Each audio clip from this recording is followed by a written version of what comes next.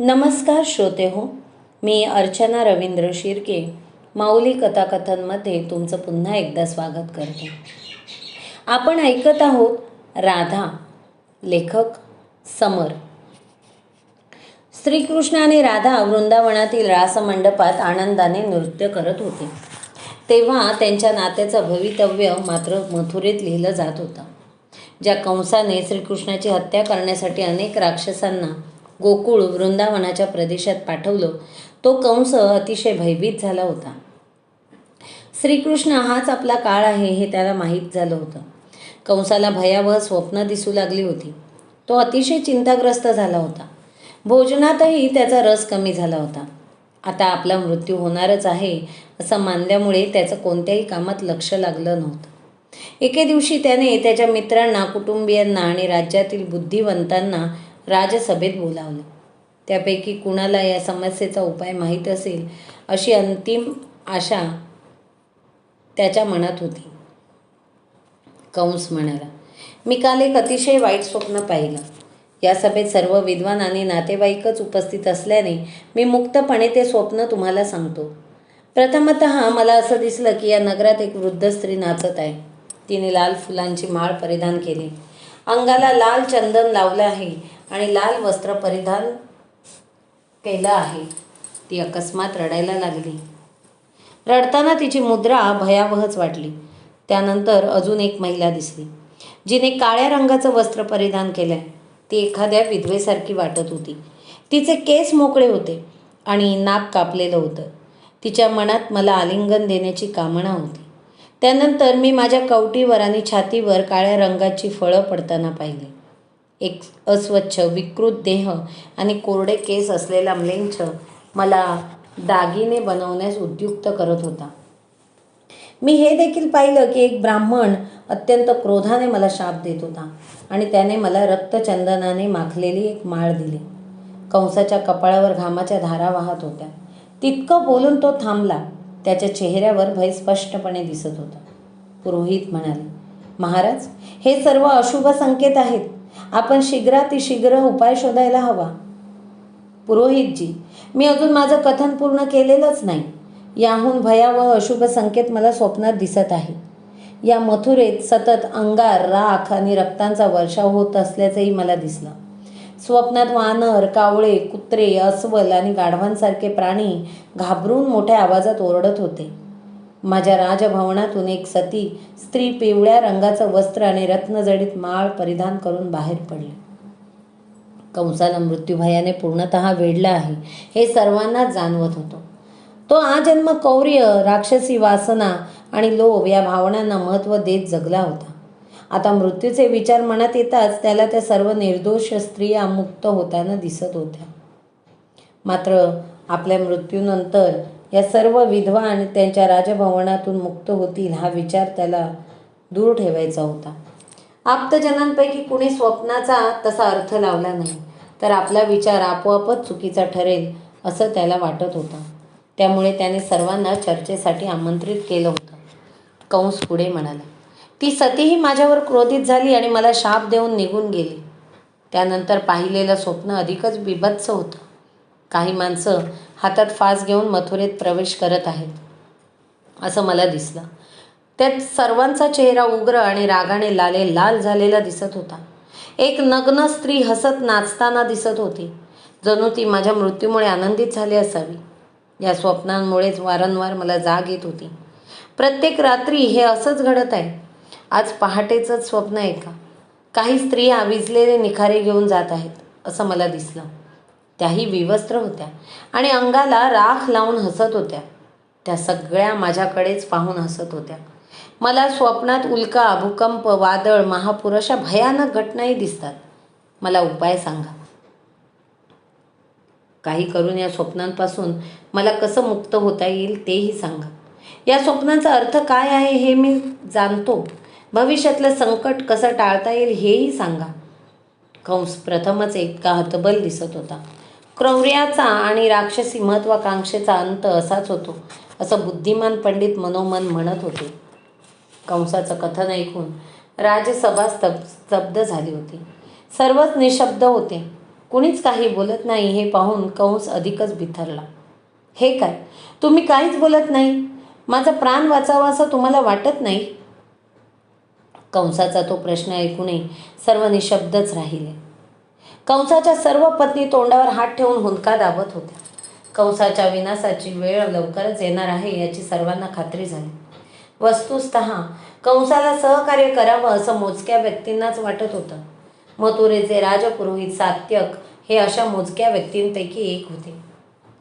ते शुक्राचार्यांचे शिष्य होते. त्यांनी काही क्षण विचार करून एक उपाय सांगितला. राजन, मला एक उत्तम उपाय असा सुचला आहे. तुम्ही हे अमंगल विचार मनातून काढून टाका. तुम्ही सर्व व्याधींचा नाश करणाऱ्या महेश्वराचा यज्ञ करा. त्या यज्ञाला धनुर्यज्ञ असे म्हणतात. या यज्ञात अमाप धन वाटावं लागेल आणि याज्ञिकांना बरीच दक्षिणा द्यावी लागेल. पण त्या यज्ञामुळे तुमच्या स्वप्नांना कायमचं थांबवता येईल. तो यज्ञ शत्रूचं भय दूर करेल. शत्रूचं भय? तुम्हाला काय म्हणायचं आहे?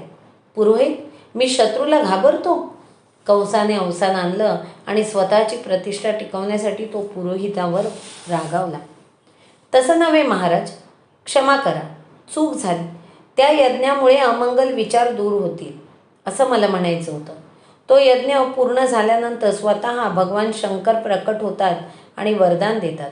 सर्वप्रथम नंदीश्वर नावाच्या एका धर्मात्म्याने हा यज्ञ केला होता आणि प्रसन्न झालेल्या भगवान शंकरांनी त्यांना एक दिव्य धनुष्य दिलं होतं. तेच धनुष्य नंदीश्वरांनी बाणासुरांना दिले. बाणासुरांनी ते धनुष्य परशुरामांना अर्पण केलं. परशुरामांनी तेच धनुष्य तुमच्या कुळाला दिलं होतं. हो, कुठे आहे ते धनुष्य? मथुरेतच आहे. राजन, ते धनुष्य प्रचंड मोठं आहे. त्याला प्रत्यंचा लावणं सर्वसामान्य माणसाला शक्यच नाही. ते पाशुपत धनुष्य रथातून दुसऱ्या ठिकाणी नेणंही शक्य होत नाही. त्याचं वजनही खूप आहे. नारायणाशिवाय कुणी ते तोडू शकत नाहीत ही वस्तुस्थिती होती आणि आहे. तुम्ही सर्वांना आमंत्रण पाठवावे आणि धनुर्यज्ञात त्या धनुष्याची पूजा करावी.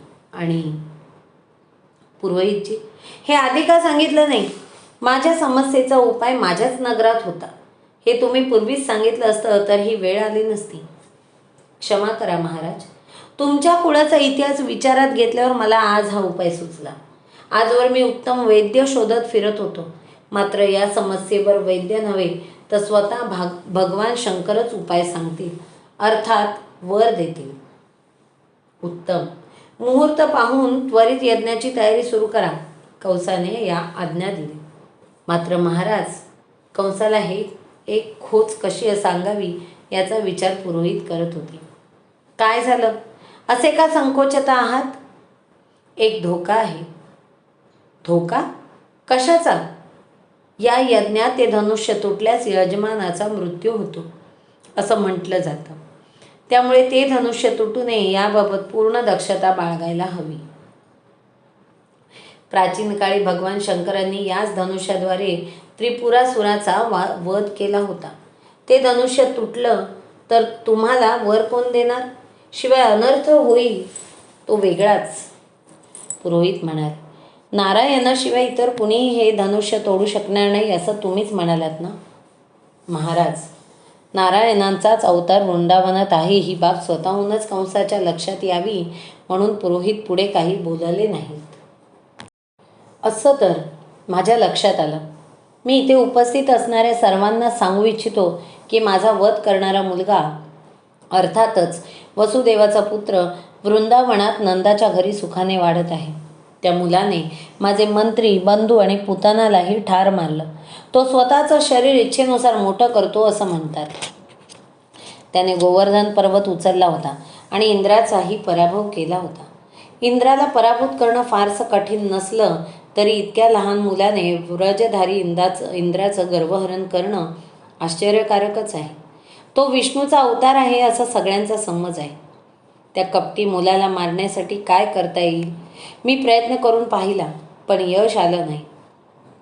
आम्हाला खरोखर माझ्याबाबत स्नेह वाटत असेल तर तुम्ही मला उपाय सांगाल, कारण या ब्रह्मांडात त्याच्याशिवाय कोणीही माझा शत्रू नाही. आता तोच एक शत्रू शिल्लक राहिला आहे. मी त्या कृष्ण नावाच्या मुलाला ठार मारलं तर तिन्ही लोक माझं नाव ऐकताच थरथरतील. त्यानंतर मला स्वर्ग ही सहज जिंकता येईल. मी त्याला ठार मारण्यासाठी काय करू? एक मंत्री म्हणाला, महाराज, तुम्ही त्या मुलाला इथे येण्याची आज्ञा देऊन त्याचा शिरच्छेद का नाही करत? तसं करता येणार नाही. म्हणूनच राक्षसांना वृंदावनात पाठवावं लागलं. वसुदेव हा यादवांचा राजपुत्र आहे हे विसरू नका. नंद ही वृंदावन नगराचे प्रमुख आहेत. त्या दोघांचं कृष्णावर प्रेम आहे. उघडपणे कृष्णाची हत्या करणं म्हणजे यादव आणि व्रजवासियांचा रोष ओढावून घेणं. ते सर्वच माझ्या विरोधात उभे राहिले तर मी राज्य कसा करणार? माझ्या प्रजेला काय वाटेल?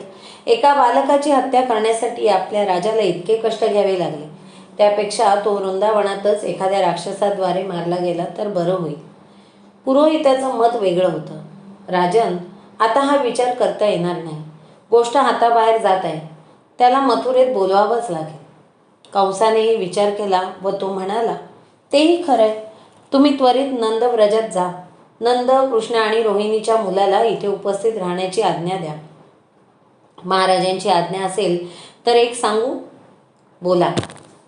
महाराजांनी माझ्याऐवजी अक्रूरजी किंवा उद्धवजी यापैकी एकाला कोणाला तरी नंद व्रजात पाठवावं. ते नंदाला योग्य पद्धतीने समजावतील व इथे आणतील. अक्रूर, तुम्ही त्वरित नंद व्रजाकडे प्रस्थान करा. बोलताना कुठेही चूक होता कामा नये. तुम्ही माझे दूत म्हणून जात आहात हे लक्षात ठेवा. अशी आज्ञा आहे महाराज. अक्रूर त्याच क्षणी राजसभेतून बाहेर पडले आणि वृंदावनाकडे निघाले. राजसभाही समाप्त झाली. कंस त्यांच्या भवनात गेला. श्रीकृष्ण मथुरेत येईपर्यंत आणि त्यांचा वध होईपर्यंत कंसाचा डोळा लागणार नव्हताच. कारण तो श्रीकृष्णाचा वध करू शकतो हा विश्वासच त्यांच्या मनात शिल्लक नव्हता. त्याने मनातच पराभव मान्य केला होता. मात्र त्याचा अहंकार सर्वांसमक्ष तो पराभव मान्य करण्याची अनुमती देत नव्हता. त्याने मनातच पराभव मान्य केला होता. मात्र त्याचा अहंकार सर्वांसमक्ष तो पराभव मान्य करण्याची अनुमती देत नव्हता. पाप मान्य करून आणि क्षमा मागून प्रायश्चित्त करण्याची अंतिम संधीही कंसाने गमावली. कृष्णाचा वृंदावनातील अंतिम दिवस उजाडणार होता. यशोदेला कृष्ण हा आपला पुत्र नाही हे समजणार होतं. राधेचा विरह काळही जवळ आला होता. मात्र त्यांना याची कल्पना नव्हती. नेहमीप्रमाणे उषटकाल होताच कोणतं काम हाती घ्यायचं आहे याचा विचार करून त्या निजल्या होत्या. येणारा दिवस हा जीवनातील सर्वात दुःखदायी दिवस ठरणार आहे हे त्यांना माहीत नव्हतं. प्रभात होताच सगळी कामं सोडून राधा कृष्णाला भेटण्यासाठी निघाली. अक्रूर वृंदावनात येत असल्याची वार्ता प्राप्त झाल्याने नव्हे तर काल रात्री पडलेलं वाईट स्वप्न सांगण्यासाठी. जो विचार वारंवार मनात येतो तो स्वप्नातही दिसतो. कंसाला ज्याप्रमाणे स्वप्नातही मृत्यू दिसू लागला होता त्याप्रमाणेच राधेला विरह दिसत होता. विरहाच्या विचारानेही तिचं अंग थरथरत होतं. डोळ्यात अश्रू दाटले होते. आपण धैर्याने त्या प्रसंगाला सामोरे जाऊ असं तिला वाटत होतं. पण तो जसा जसा जवळ येत होता तशी तशी राधा अधिक व्याकुळ होत होती. कृष्ण त्याच्या नेहमीच्या ठिकाणी एका वृक्षाखाली बासरी वाजवत बसला आहे हे तिनं पाहिलं. ती दुरूनच म्हणाली, श्रीकृष्ण, मला काल रात्री किती भयंकर स्वप्न पडलं ते ऐका. सगळीकडे प्रलयासारखी स्थिती झाली आहे असं मला दिसलं. चंद्राचे शेकडो तुकडे झाले आहेत आणि ते आकाशातून पृथ्वीवर पडत आहेत. सूर्याचेही असेच अनेक तुकडे झाले आहेत. सगळीकडेच काळोख झाला आहे. त्यानंतर एक वेगळं दृश्य दिसलं. कुणीतरी माझ्याकडे रागावून बघत आहे. हातात धरलेला आरसाही अचानक माझ्या हातातून निसटला आणि त्याचे तुकडे झाले. काळ्या रंगाचा नभ आकाशात आहे असं दिसलं. तशा भयंकर परिस्थितीत तुम्ही मला म्हणालात, राधे, मी आता निघतो. तुझा निरोप घेऊन मी मथुरेला जाणार आहे. माझ्या जाण्याची वेळ झाली आहे. तुम्हाला सगळं काही माहीत आहे. या स्वप्नाचा अर्थही तुम्हाला माहीत असेलच. मला या स्वप्नांचा अर्थ सांगा. राधेचा कंठ आणि ओठ कोरडे पडले होते. तिने पाणीही प्यायलं नाही हे तिच्या आवाजावरूनच समजत होतं. श्रीकृष्णाने तिला प्रथमतः यमुनेच्या काठी नेलं आणि पाणी प्यायला सांगितलं. काही क्षणांनी राधा शांत झाली खरी, पण तिच्या मनात तो प्रश्न होताच. स्वप्न खरं ठरलं तर? राधे, हे मनाचे खेळ आहेत. स्वप्नांकडे फारसं लक्ष देऊ नये. जे होणार आहे ते होईलच. स्वप्न पडल्याने ते शीघ्र किंवा उशिरा होणार नाही, श्रीकृष्ण म्हणाले. म्हणजेच ते स्वप्न खरं ठरणार आहे. आपण याबाबत अनेकदा बोललो आहोत. मी मथुरेला जाणार आहे हे तुला महिन्यापूर्वीपासूनच माहीत आहे. हो, पण त्यानंतर माझी काय अवस्था होईल हे मला स्वप्नात दिसलं. ते खरं ठरणार आहे का, असं मला विचारायचं होतं. नाथ, जेव्हा मी तुमच्यासोबत असते तेव्हा माझ्या मनात आनंद फुलतो.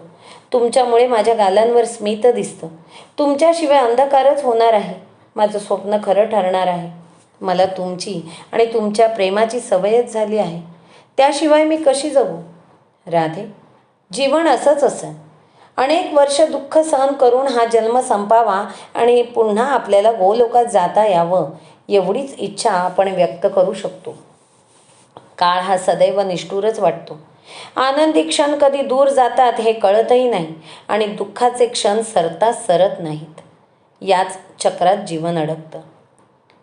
तुम्ही काळालाही तुमच्यानुसार बदलू शकता.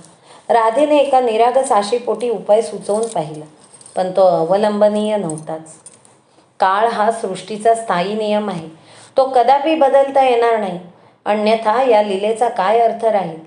काळाला आपल्यानुसार वळवणं शक्य झालं तर हे सृष्टीचं चक्र चालणारच नाही. सगळी व्यवस्थाच कोसळेल. हे तुला माहीत आहे. राधे, मलाही तुझ्यापासून दूर जाण्याची मुळीच इच्छा नाही. तू सुचवलेले उपाय मी नाकारले म्हणजे मलाच तुझ्यापासून दूर जायचं आहे असं मुळीच समजू नको. नाही, माझ्या मनात चुकूनही तसा विचार येणार नाही. दुराव्याच्या विचारानेच माझी अवस्था अशी झाली आहे. तुम्ही गेल्यावर या वृंदावनाचंही काय होणार? तुम्हीच रासमंडपाची शोभा आहात. तुमच्या बासरीशिवाय, नृत्याशिवाय आणि लीलांशिवाय या वृंदावनात विलोभनीय असं काय आहे? तुम्ही गेल्यावर मला त्या रासमंडपात जावंसंही वाटणार नाही. काळ पुढे जातो. नव्या जीवनशैलीची नकळत सवय होते. नाही, हे मात्र कदापि होणार नाही. मला नव्या जीवनशैलीची सवय होणारच नाही. मी जन्मभर दुःखात जगेन, पण तुमच्याशिवाय जगण्याची सवय मला मुळीच होऊ देणार नाही. ज्या क्षणी मला तुमची उणीव भासणार नाही तो क्षण किती दुर्दैवी असेल. मी तसं होऊ देणार नाही. मी वृंदावनात पुन्हा येणारच नाही असं नाही. मी तुझ्या सहज गोलोकात जाणार आहे. त्यामुळे याच जन्मात आपली पुन्हा भेट होईलच. राधेने तिचे डोळे पुसले. ती आता शांत झाली आहे असं श्रीकृष्णांना वाटलं. ते इतर विषयांबाबत बोलू लागले. अधूनमधून विरहाचा विषय निघत होताच. राधेच्या मनातून तो विचार जात नव्हताच. तेव्हा श्रीकृष्णांनी आध्यात्मिक तथ्य राधेसमोर ठेवून तिला समजावण्याचा प्रयत्न केला. ते म्हणाले, राधे, प्रपंचातले दुःख दूर करण्यासाठी आध्यात्मिक महायोगाला जाणून घ्यायला हवं. मी कसा आहे ते जाणून घे. हा कृष्णावतार आणि आपल्या नात्यालाच विचारात घेऊन उद्विग्न होऊ नकोस. माझ्या मूळ स्वरूपाचा विचार कर. मी सर्वांचा विवेक आहे आणि सर्व कर्मांपासून अलिप्त आहे. सर्वत्र उपस्थित असूनही मी कधीच भौतिक जगात गुंतत नाही. ज्याप्रमाणे हवा सर्वत्र फिरते परंतु कोणत्याही घटकाशी संलग्न होत नाही, त्याचप्रमाणे मी सर्व क्रियांचा निर्माता आणि साक्षीदार आहे. मी या कर्मामध्ये लिप्त नाही. सर्व प्राणीमात्रांमध्ये सर्वत्र स्थित असलेला आत्मा हे माझंच प्रतिबिंब आहे. जीव हा सदैव सर्व कर्मांचा कर्ता आणि त्यांच्या चांगल्या वाईट परिणामांचा उपभोग घेणारा असतो. मी तसा नाही. तूही माझ्यासारखी हो. तूही सर्व क्रियांमध्ये सहभागी असूनही अलिप्त राहा.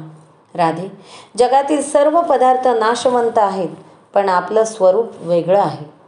हो राधे, या निसर्गात ज्याची निर्मिती होते त्याचा लयही होतो, पण मी या सृष्टीत पहिला होतो आणि शेवटचाही असेन. जसा मी आहे तशीच तू आहेस.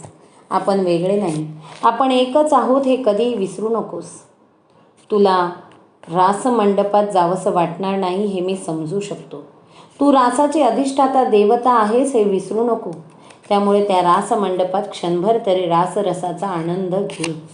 श्रीकृष्ण राधेला समजावत असतानाच त्याचा एक सखा तिथे आला आणि म्हणाला, कान्हा, तुला नंद बाबा बोलावत आहेत. कुणीतरी तुला भेटण्यासाठी आलं आहे मथुरेतून. ते ऐकताच राधेच्या पायाखालची जमीन सरकली. श्रीकृष्णाचे शब्द ऐकून ती शांत झाली होती. तिला मानवी मर्यादांच्या पलीकडे जाऊन तिच्या मूळ स्वरूपाची आठवण ठेवत जगण्याची शक्ती प्राप्त होईल असं वाटत होतं. मात्र श्रीकृष्णाच्या सख्याचे शब्द ऐकताच तिच्या हृदयाचा ठोका चुकला. श्रीकृष्णांना आजच वृंदावन सोडून जावं लागेल असं तिला वाटलं. ते खरं असल्याने कृष्णही फार वेळ तिथं थांबला नाही. राधा अधिकच दुःखी झाली असती. ते म्हणाले, राधे, मी नंदबाबांना भेटून येतो. नाही, तुम्ही मला भेटण्यासाठी पुन्हा इथे येणार नाही हे मी जाणते. तुमच्या प्रस्थानाची वेळ निकट आली आहे. तुम्ही मला समजावण्याचा प्रयत्न करू नका. पण विरहाच्या विचारापुढे तत्त्वज्ञानही अप्रभावी वाटतं. तुम्ही मला सोडून मथुरेत गेलात तर माझं सुख नष्ट होईल. मला दुःखाच्या समुद्रात एकटं सोडून तुम्ही दूर कसे जाऊ शकता? मी तुम्हाला थांबवू शकत नाही. आपला विरह अटळ आहे. तुम्हाला तुमच्या जन्माचा हेतू साध्य करण्यासाठी वृंदावनातून मथुरेत जावंच लागेल. पण मी इथे नंदव्रजात राहू शकणार नाही. आता मी पुन्हा घरी परतणारच नाही. मी दुसऱ्या वनात जाऊन रात्रंदिवस जप करेन. वृद्ध झाल्यावर नामस्मरण करतानाच मी माझा देह त्यागेन. बोलता बोलताच राधा बेशुद्ध होऊन जमिनीवर कोसळली.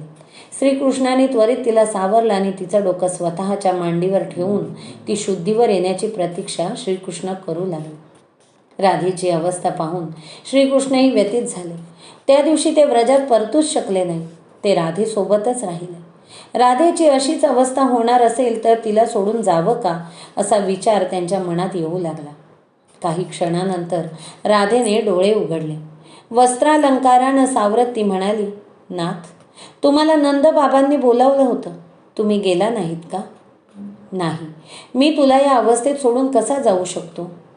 माझ्यामुळे तुम्हाला? श्रीकृष्णांना आपल्यामुळे थांबावं लागलं या विचारानेही राधेला वाईट वाटत होतं. ते विसर, आपण सरोवराजवळ जाऊ. खरंच? हो, अगदी खरं. आत्ताच जाऊ. उषक कालापासून राधेचा चेहरा कोमेजला होता. श्रीकृष्णांसह वेळ व्यतीत करता येणार आहे हे समजताच तिने त्या दिवशी प्रथमच स्मित केलं. ते दोघं सरोवराजवळ गेले. दोघांनीही नृत्य केलं. श्रीकृष्णांनी बासरीही वाजवली. तिकडे अक्रूर श्रीकृष्णांना नेण्यासाठी नंदभवनात आलं होतं आणि इकडे श्रीकृष्ण राधेला निरोप देऊ शकत नव्हते. श्रीकृष्ण राधेसह सरोवराजवळ आहे हे समस्त वृंदावनाला एव्हाना समजलं होतं. त्याशिवाय मथुरेहून मंत्री अक्रूर श्रीकृष्ण आणि बलरामाला मथुरेत नेण्यासाठी आले आहेत ही वार्ताही सर्वांना प्राप्त झाली होती. श्रीकृष्ण नंदभवनात परत येत नाही ते पाहून गोप आणि गोपीच सरोवराकडे निघाले. देवतांचंही त्या प्रसंगाकडे बारीक लक्ष होतं, कारण तो कृष्णावतारातील महत्त्वाचा टप्पा होता. राक्षसांचं रक्षण करणारा आणि त्यांना अधिक बलवान करण्याचा प्रयत्न करणारा कंस मारला जावा ही सगळ्या देवतांची इच्छा होती. त्यामुळे अनेक ऋषींसह ब्रह्मदेव आणि भगवान शंकरही गोपगोपींपूर्वी सरोवराजवळ श्रीकृष्णांना भेटण्यासाठी गेले.